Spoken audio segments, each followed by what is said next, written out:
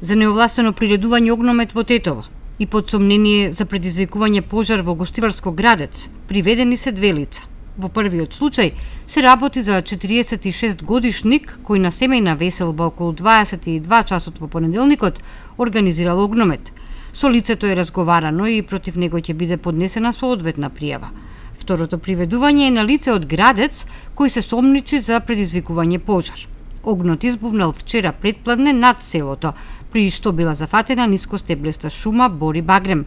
Локалното население и шумското стопанство Шар го локализирале пожарот, а полицијата го привела и задржала во полициската станица Гостивар 61 годишниот жител на селото, кај кого се пронајдени 2 запалки, кибрид, 2 штрафцигери, нож и ножици.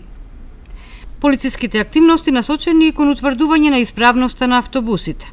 Кај 9 од контролираните 20 автобуси во Гостиварско, утврдено е дека 4 имаат истечена регистрација, 2 биле без технички преглед, исто толку не поседувале опрема, а на еден од автобусите утврдени се неисправности на уредот за сопирање. Според законот, глобата за истечена регистрација се движи од 100 до 500 евра, додека за неизвршен технички преглед изнесува 300 евра.